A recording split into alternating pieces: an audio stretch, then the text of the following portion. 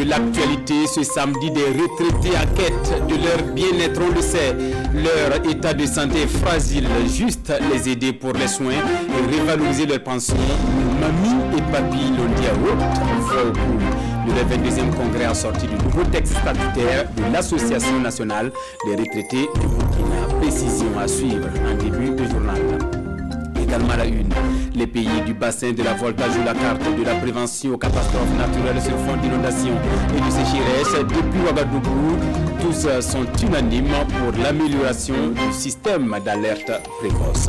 À l'international, les armes se sont finalement tues ce samedi dans le Haut-Karabakh. Azerbaïdjanais et Arméniens s'accordent pour un cessez-le-feu après 2 semaines d'intenses combats. Voilà pour le milieu de ce Midi Magazine. Mesdames et messieurs, merci de nous suivre. L'Association nationale des retraités du Burkina se fait une santé en adoptant de nouveaux textes statutaires 52 ans après sa création.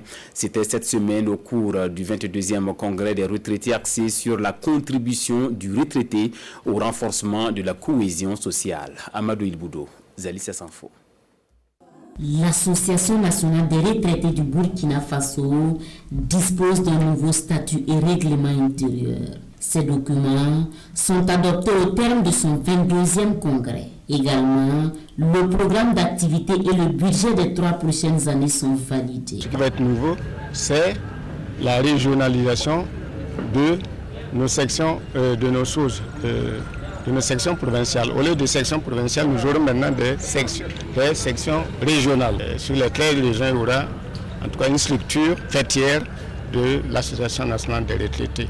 Créée en 1968, l'Association nationale des retraités du Burkina, selon ses responsables, œuvre à promouvoir le bien-être des retraités. Ses attentes sont la révalorisation de la pension et le suivi de la santé des retraités. Nous avons la construction du centre gériatrique qui est en cours au niveau donc de Ouagadougou.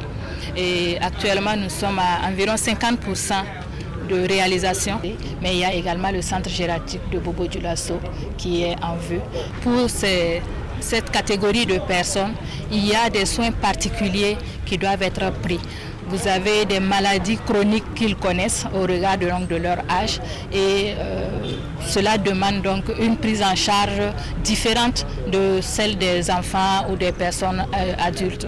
Donc ces centres gériatriques vont mettre à leur disposition des spécialisations. L'Association nationale des retraités du Burkina Faso bénéficie du soutien de la Caisse autonome de retraite des fonctionnaires et de la Caisse nationale de sécurité sociale. Avec cet accompagnement, l'association compte mieux se structurer et s'implanter sur toute l'étendue du territoire national.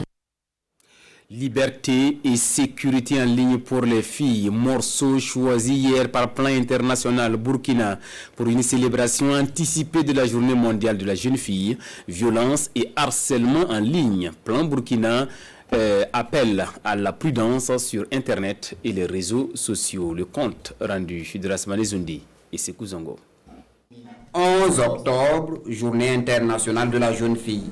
Ce 9 octobre, Plan International anticipe la célébration ici au Burkina. Pour cette 9e commémoration, l'ONG table sur l'émancipation des jeunes filles sur Internet.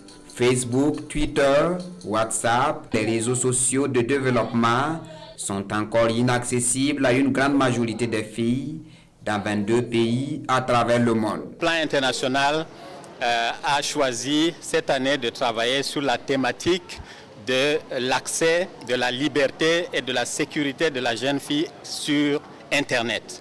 Dans nos pays ici, non seulement encore une fois elle est marginalisée, parce qu'il ne suffit pas d'accéder à Internet, mais encore faut-il que quand on accède à Internet, qu'on soit sécurisé sur les réseaux sociaux notamment pour éviter effectivement que les filles subissent des violences. Un couteau à double tranchant, ces réseaux sociaux. Des filles sont victimes de violences et de harcèlement de tout genre en ligne. Des témoignages poignants, mais aussi des plaidoyers pour un accès sécurisé des filles aux réseaux sociaux. Il y a des personnes qui ont accès à mon compte sans que je n'accepte leur invitation. Ils m'envoient souvent des photos et des vidéos, par exemple des photos de maraboutage et de pornographie. Il faut savoir que ton droit s'arrête là où commence celle des autres. Donc si une fille provoque des choses sur les réseaux sociaux, des scandales, et qu'elle s'attend qu'on la soutienne, elle n'aura pas de soutien. L'innovation majeure de cette 9e journée internationale de la jeune fille, c'est cette plateforme, la Girls Out Loud, conçue pour impliquer davantage les jeunes filles, les organisations de jeunes filles, dans la mise en œuvre et le suivi des engagements de la journée. Des forats régionaux en prélude au forum national prévu fin octobre. Les préoccupations des personnes en situation de handicap de la région du centre-ouest ont été enregistrées jeudi dernier à Koudougou. Un moment d'échange avec l'espoir d'une réponse humanitaire adaptée pour l'amélioration de leurs conditions de vie. Rasmane Zoundi, Aimé Solange Digma. C'est un dialogue direct entre Laurence Ilboudo Marshall, le ministre en charge de l'action humanitaire, et les personnes vivant avec un handicap de la région du centre-ouest. Le but de l'exercice est de répertorier les préoccupations de celles-ci en vue d'apporter une réponse humanitaire inclusive à la protection et à la promotion de ces personnes.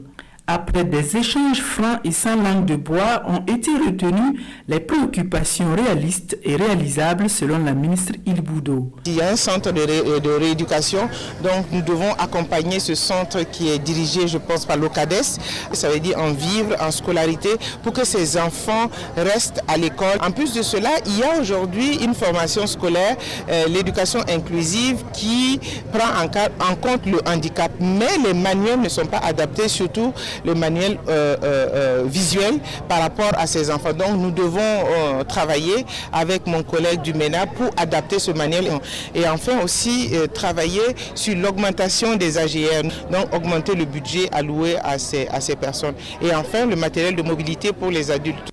Pour la coordination régionale des personnes handicapées du centre-ouest, les préoccupations répertoriées, une fois réalisées, vont contribuer à résoudre certaines de leurs difficultés, mais pas toutes. Vraiment, moi je ne suis pas satisfait. Il a modifié nos préoccupations, par exemple la maison de handicap. Bon, on n'a pas eu le temps de bien l'expliquer. Et des profonds, si on explique, on va nous donner raison parce que c'est très... On a dit que celui qui est dans la maison, qui sait là où l'eau se coule. Et il nous a parlé de la maison des femmes. Aujourd'hui, si nous arrivons au niveau de la maison des femmes, il y a des rampes. Ils font des rampes pour faire seulement. Ce n'est pas pour permettre aux personnes handicapées de participer beaucoup de choses.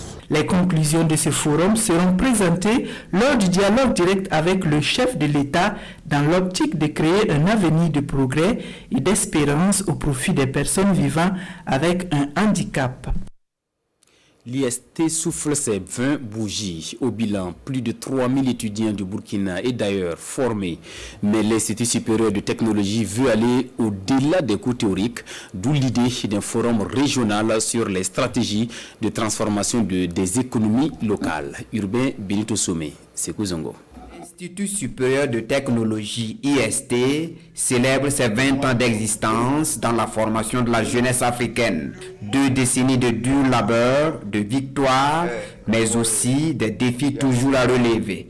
Parmi ces défis, comment passer des réflexions livresques dans les amphithéâtres à l'épreuve du terrain? La problématique trouve réponse à cet anniversaire avec un forum régional sur les stratégies de transformation de l'économie locale. Et la région du centre-sud est faite laboratoire pour réussir une transformation structurelle et une croissance économique réelle. C'est une initiative de l'IST, mais qui est devenue maintenant quelque chose qui appartient aux filles et aux fils et aux amis de la région du centre-sud.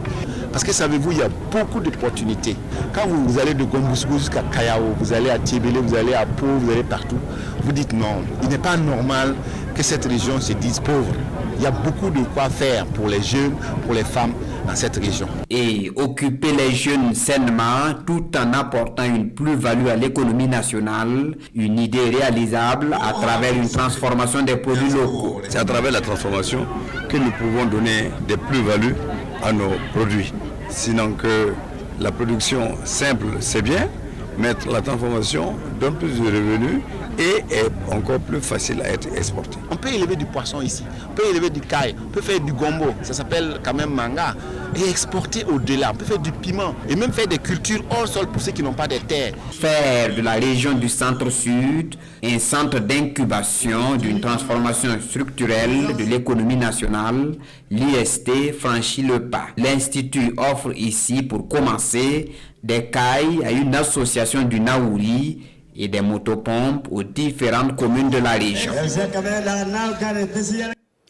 Autre point de l'actualité, Boudri dans le Ganzourgou reçoit l'association des femmes du secteur minier. Avec à leur côté une délégation de l'ambassade de France au Burkina, les deux partenaires sont allés avec du matériel de protection au Covid-19 pour constater de visu leur réalisation au profit des femmes sur les sites d'orpaillage. 90 femmes formées en élevage, en saponification et en production de Soumbala. Explication de nos reporters Issa Kafando et Sanouan Christine Koulibaly. Venus sur l'un des multiples sites d'orpaillage de la commune rurale de Boudri. Avec des techniques et équipements rudimentaires, ces femmes creusent, concassent, broient, lavent à longueur de journée à la recherche du métal jaune. Et ce au détriment de leur santé et souvent celle de leur progéniture. Creuser la terre là-même, c'est difficile, c'est tellement difficile, mais c'est obligé que nous travaillons, puisque nous cherchons quelque chose là-bas. Des conditions de vie et de travail qui n'ont laissé de marbre ni l'association des femmes du secteur minier, ni la coopération française. Ensemble, elles ont formé 90 de ces femmes aux techniques d'élevage de volailles et de petits ruminants, à la saponification et à la production du Soumbala. Dans le projet, on peut trouver finalement de la valeur ajoutée sur les questions d'environnement, sur les questions de santé, sur les questions de revenus pour améliorer la situation socio-économique des individus qui sont à cheval entre deux activités, l'activité rurale traditionnelle et puis durant les périodes de soudure dans l'orpaillage. Nous allons essayer de les accompagner en leur donnant la possibilité d'aimer autre chose, d'engager autre chose. Et qui sait, d'ici peut-être l'année prochaine quand nous allons venir, peut-être que toutes ces femmes que nous appuyons n'iront plus sur les sites d'orpaillage. Et ces femmes n'en demandent pas plus. Leur joie est d'autant plus grande que les visiteurs du jour sont venus les bras chargés de quoi se protéger et prévenir la maladie à coronavirus. Coût du geste, 3 millions de francs CFA.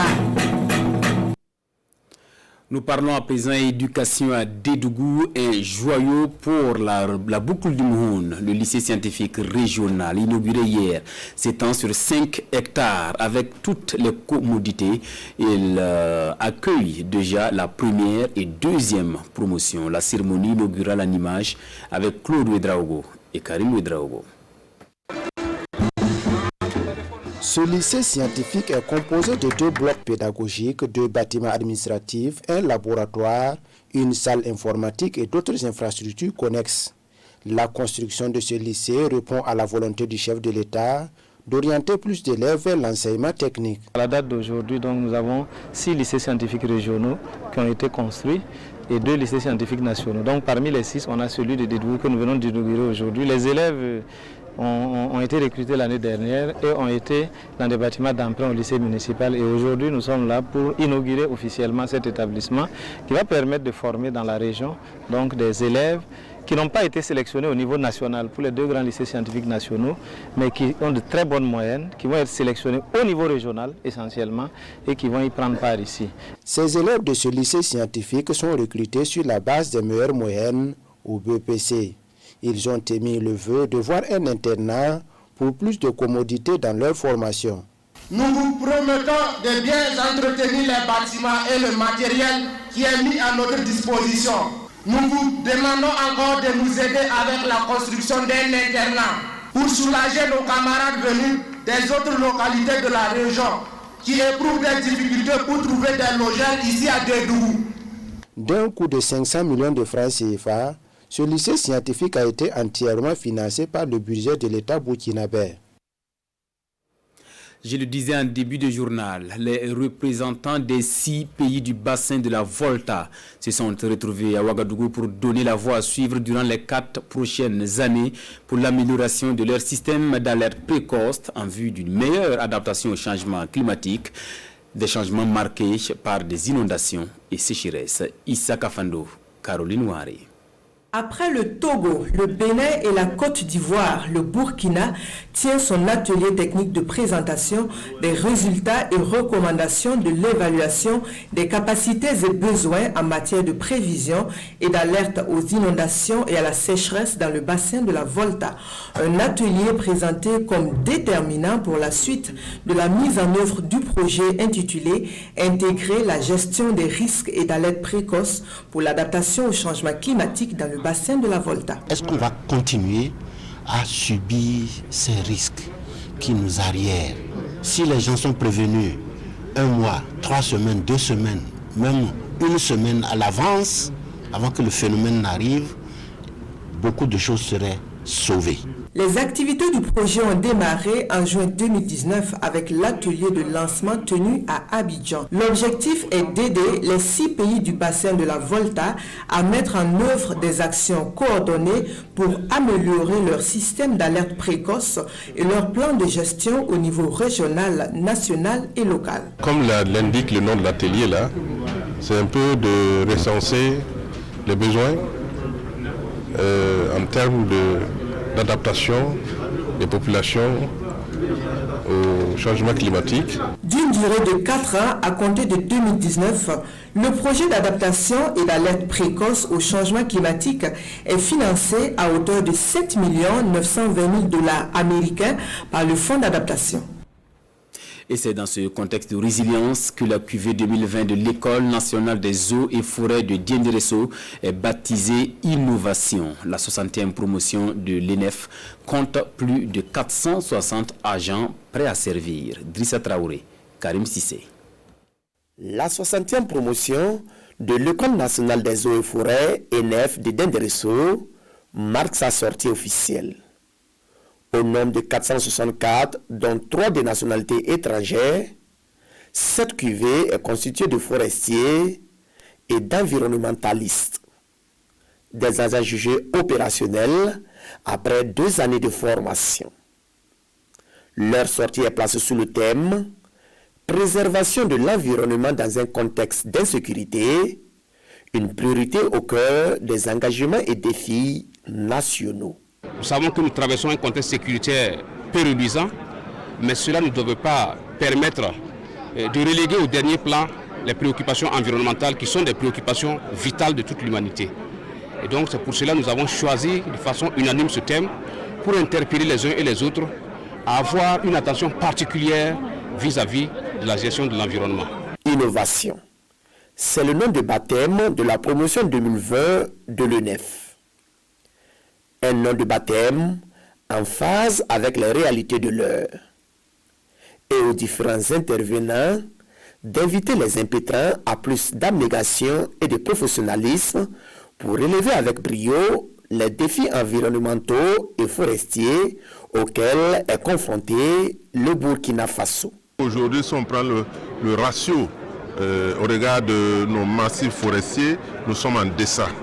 Et par conséquent, ces agents viendront renforcer la capacité opérationnelle de mon département dans la mesure où nous avons comme prévision la création d'une unité spéciale, également dotée non seulement d'hommes compétents, mais également de ressources et de matériel spécifique pour leur permettre d'accompagner les autres forces de défense et de sécurité dans la lutte bien sûr des questions sécuritaires, tout en préservant bien sûr les ressources naturelles. Donc pour nous, c'est un bouffée d'oxygène pour mon département. Remise d'attestations et d'épaulettes aux lauréats, démonstration de techniques professionnelles d'intervention et parades civiles et paramilitaires ont été les moments forts de cette cérémonie. Des moments qui resteront à jamais gravés dans la mémoire des impétrants. De l'aube au crépuscule, Paul Sondo est logique. dans sa narration des faits qui ont marqué sa vie. Après son premier roman, L'aube du sort sacré, publié en 2019, l'auteur, un contrôleur général de police à la retraite, poursuit son autobiographie avec Le crépuscule du sort sacré, la dédicace de l'œuvre avec Césaire Carrefour et Fousseni Kindo. Dans son premier roman, L'aube du sort sacré, Paul Sandeau raconte son enfance et sa jeunesse. Dans le second roman, l'auteur nous retrace alors sa vie professionnelle de garde républicain au moment où ce corps était à la limite peu glorifié parmi les hommes en tenue. Plus tard, il intègre le corps de la police nationale et fit une carrière bien remplie, parfois jonchée d'embûches. Une vie de combattant qu'il a su relever avec audace et détermination. Des deux ouvrages, il y a le premier qui est beaucoup plus destiné, c'est-à-dire aux adolescents, et le deuxième beaucoup plus aux jeunes fonctionnaires et particulièrement de la police nationale qui embrassent des carrières et qui croient que souvent il y a des facilités. Je crois qu'il faut se préparer à ne rencontrer que des difficultés et les facilités c'est l'exception. Et donc qui ne croient pas que les difficultés ils sont les seuls à les vivre, mais les difficultés ils viennent en l'homme et l'homme s'autogère et s'auto-trouve des solutions. Ce second roman de Paul Sandeau appelle un troisième sûrement, mais pour l'instant, Le crépuscule du sort sacré est une mine de valeur cardinale pour la jeunesse. Ce sont des paroles de sagesse qu'il faut lire et à faire lire. Selon les critiques littéraires, l'œuvre littéraire n'existe que lorsqu'elle est lue. Lisons donc pour découvrir nos valeurs authentiques.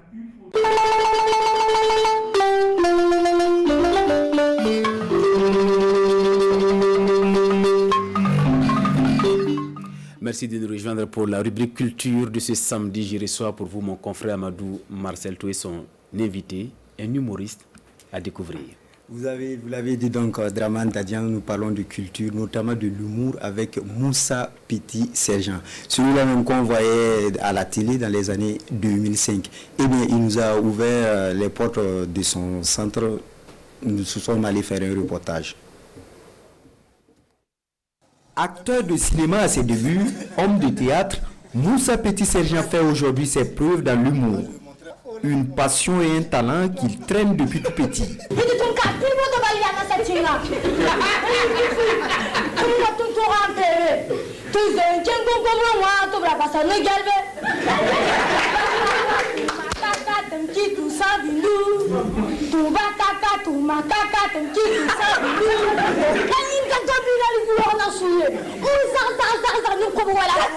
Moi, en humour, les gens m'ont adopté, les gens m'ont accepté en humour. Et en ville, par exemple, moi, je suis fier quand je vois des gens qui sont fiers de moi. Parce que comme j'ai la chance de représenter le Burkina un peu partout dans le monde, que ce soit en Afrique ou en Europe, les gens ici, ils suivent tout ce que je fais ailleurs. Et quand je reviens au Burkina, à travers les échanges que j'ai avec les gens, même en circulation et tout, moi, ça me donne de l'énergie pour continuer. Pour continuer à faire rire et plaire à ses fans, Moussa ne cesse de parfaire son art, suivant les exigences du métier. Quand je me lançais dans l'humour, j'ai vu que beaucoup racontaient des histoires drôles, des blagues. Et je me suis dit, bon, je ne vais pas faire comme les autres, je ne vais pas faire comme tout le monde.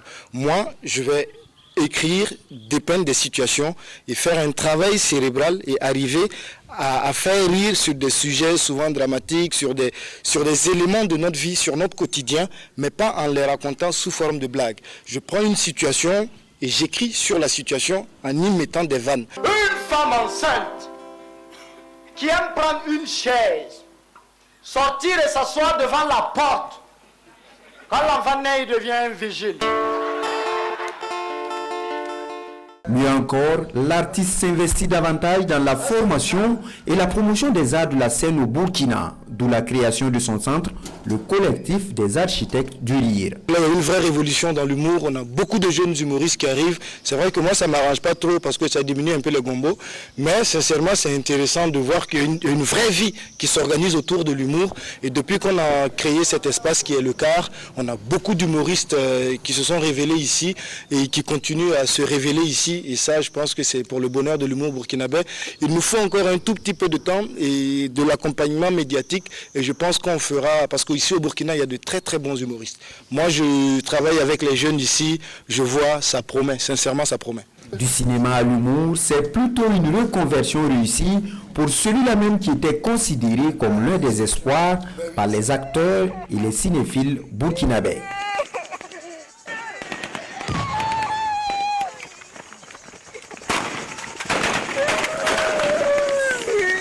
Qu'est-ce qui s'est passé? C'est salaud. Il a attaqué, ils ont tiré sur le caporal. Alors, Moussa Petit Sergent est sur le plateau avec nous. Nous allons lui permettre de te dire bonjour. Bienvenue. Merci pour l'invitation et félicitations pour cette belle tenue. Je vois que vous n'êtes pas un Gouroussi comme les autres. Parce que ce matin, j'ai causé avec un de vos parents Gouroussi. Moi, je lui ai posé la question à savoir pourquoi est-ce qu'ici au Burkina, les Gouroussi aiment manger la viande de chien. Et il m'a expliqué que c'est pour des raisons purement professionnelles. En effet, si vous remarquez bien, dans Ouagadougou, par exemple, 80% des vigiles que nous avons, ce sont des Gouroussi. Et pour quelqu'un qui n'a pas les moyens de se prendre un Gouroussi, il prend des chiens. Donc du coup, le chien est devenu un concurrent sérieux à suivre de près par le Gouroussi. Donc pour ceux qui ne savaient pas la raison, c'est la raison exacte. Ouais. Merci Moussa Petit Sergent, voilà cette question-là. Pourquoi Moussa Petit ou bien vous êtes maintenant caporal? Non, je suis venu à la RTV pour prendre le pouvoir, donc du coup je suis maréchal Moussa maintenant.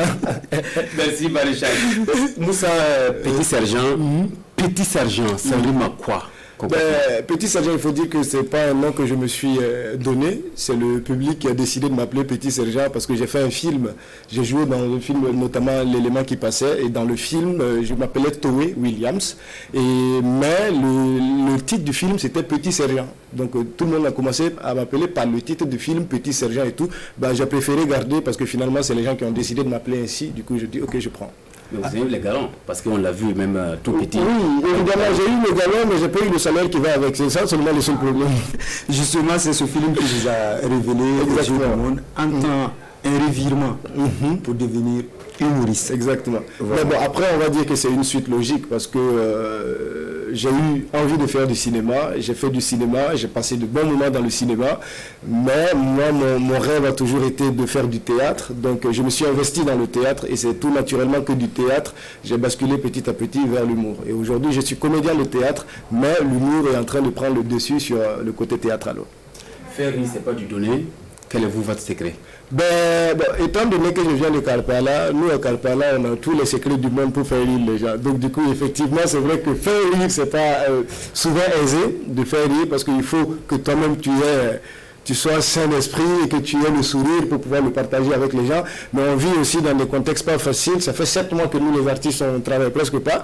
Donc faire rire dans ces conditions-là, c'est vraiment un gros boulot. Mais on s'y plaît et on trouve ce bonheur-là dans l'énergie du public et ça le fait. Ouais. Mais c'est le corona, faire rire, c'est un rire amer. Mais ma foi...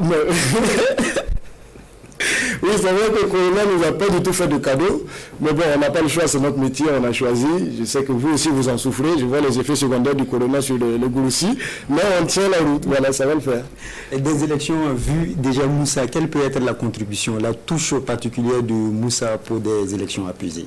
Pour des élections apaisées, moi, en tant qu'artiste, déjà, c'est l'éveil des consciences et encourager les gens à lire surtout les programmes des différents candidats avant d'aller choisir et de faire les choix qui les conviennent, et aussi de se dire qu'une élection, ça doit se passer de manière très saine, et surtout les débats qu'il y a autour de ça dans nos grains, voilà, mettons un peu d'eau dans notre vin et ayons des élections apaisées, tranquilles.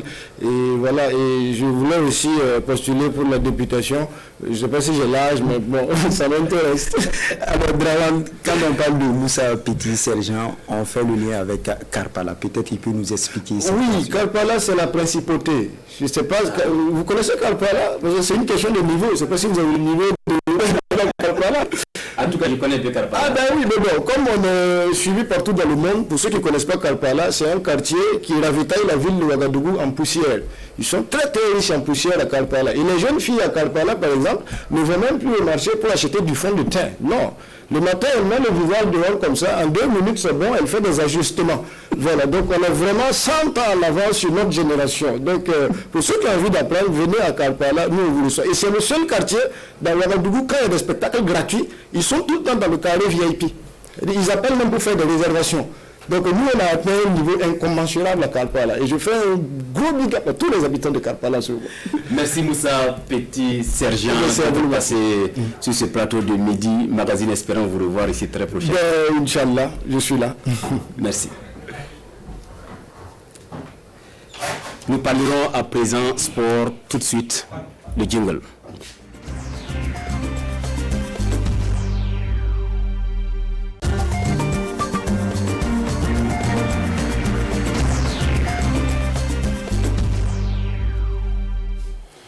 Je reçois Jérôme Tiandrebego pour la page sport de ce Midi Magazine et on va parler des étalons qui sont en regroupement au Maroc.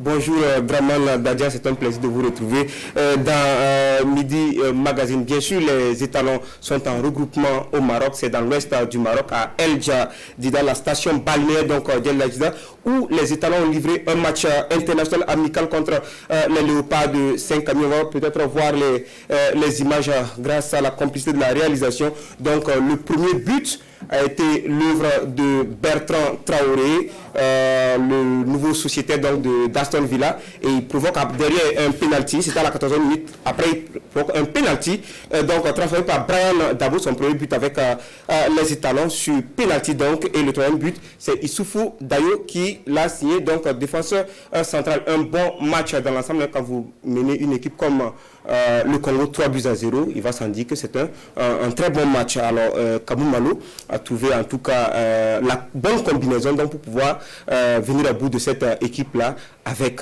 la manière, avec un savant dosage entre ce qu'on va appeler vétérans du groupe et puis bien sûr les nouveaux, c'était un peu du 50-50. Belle prestation de nos étalons du haut national, on l'a vu, mais il y a un second match qui attend.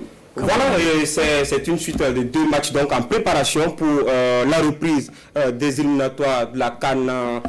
Donc on va affronter le Malawi et pour cela, en mi-novembre, et pour cela, il faut bien se préparer. Et le deuxième match, ce sera contre les Barrias de Madagascar. Vous savez que là aussi, c'est une équipe qui n'est pas facile à jouer. On a vu ce qu'ils ont fait, ces Barrias-là, donc à la CAN 2019 et bien entendu après la CAN aussi. C'est une équipe en tout cas qui est très solide et qui va falloir savoir négocier. C'est le 12, lundi 12 donc du côté d'El Jadida.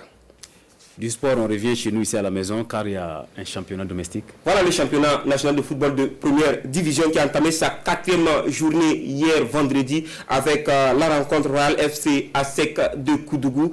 2 équipes qui ne sont pas très bien loties dans le tableau de classement. L'ASEC de Koudougou donc coaché par Saboteur qui a pu prendre l'avantage jusqu'au coup de sifflet final. 2-0 s'il vous plaît au stade Obi de Bobo-Dioulasso. On voit cela avec Ali Traoré sur place à Bobo-Dioulasso. En 3 minutes, l'ASEC de Koudougou en déplacement à Bobo-Dioulasso a fait chavirer le navire royal qui partait pourtant dans la bonne direction. Dans le dos au mur, on est obligé de se battre à 100%. Voilà. D'abord, cette reprise de volée de Salif Convolbo à la 58e minute et ce plat du pied de Bernard Sama à la 61e. Pourtant, les 45 premières minutes étaient à l'avantage du Royal FC. Une belle circulation de balles, les garçons de Rosario Yamiogo se montrent conquérants en ce début de match, mais n'arrivent pas à scorer. Le scénario va se répéter jusqu'à la pause. Dans les vestiaires, Saboteur va tenir un discours pour galvaniser ses troupes. Cela va se ressentir dès le début de la seconde période.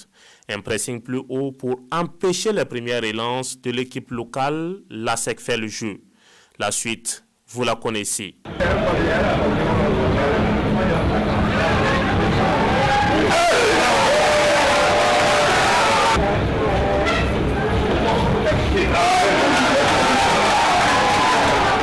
Deux buts à 0, la tactique de ce soir a bien marché pour Saboteur et ses hommes. Les journées précédentes, on encaissait facilement en première mi-temps. Donc notre option, cette fois-ci, on a voulu gérer la première mi-temps pour maintenant attendre la seconde mi-temps pour se projeter. Puisque la plupart de nos matchs qu'on a joués, c'est dans la première mi-temps qu'on prend des buts vraiment par inattention ou bien par manque de concentration. D'où nous on a laissé l'équipe jouer la première mi-temps.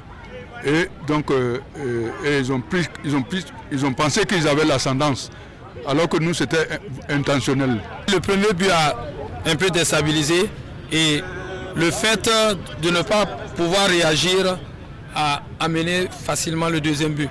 Sinon bon, aujourd'hui on a perdu, c'est vrai, mais bon, ce qu'on a présenté, moi en tout cas j'ai espoir qu'on va tourner vite la page. Tourner vite la page pour essayer d'aller de l'avant, c'est l'option à prendre pour ne pas être surpris par la relégation. Voilà, merci à Ali Traoré. Et vous l'aurez remarqué, on était tellement allé vite en besoin qu'on a parlé de Léopard de Saint-Camille, alors que c'était le Léopard de la RD Congo. Merci à Césaire Carrefour, le caméraman du jour, qui a été très vigilant sur le coup. C'est ça aussi le travail d'équipe, bien sûr, de Draman Dadia. Alors, donc avec cette belle victoire de la SEC de Koudougou, la SEC quitte la zone rouge pour se positionner 9e provisoirement, alors que Royal descend donc dans la zone de turbulence. Et pour la suite de la 4e journée ce samedi, vous aurez au stade Wobi de Bourdieu à 15h30 Raimo qui reçoit l'AS Douane, et au même moment Vitesse FC sera face à Majestic au stade Sangoulé Lamizana. À Ouagadougou au stade du 4 août tout à l'heure, vous aurez à 15h30 Asfa Yenenga AS Sonabel. Ce match vous sera proposé en direct sur les antennes de la RTV.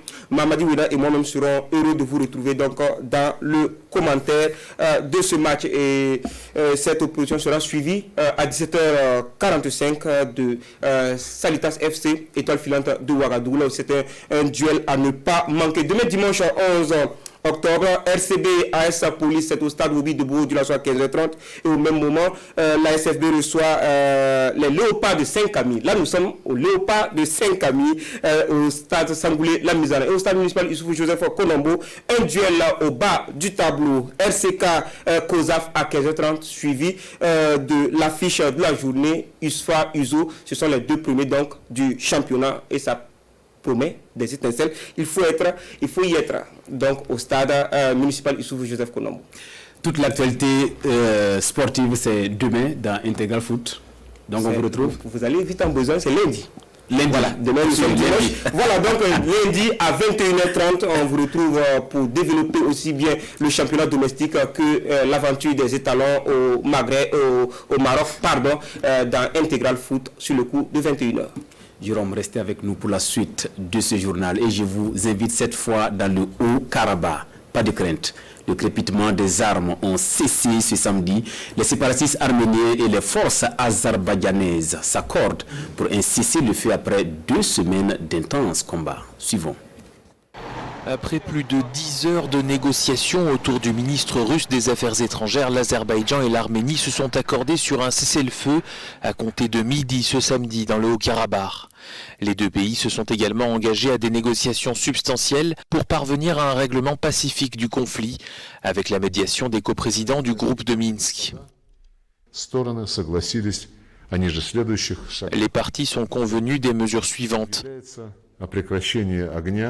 Un cessez-le-feu est annoncé à partir de 12 h le 10 octobre à des fins humanitaires pour échanger les prisonniers de guerre et autres personnes détenues, ainsi que les corps des personnes tuées, conformément aux principes de la Croix-Rouge.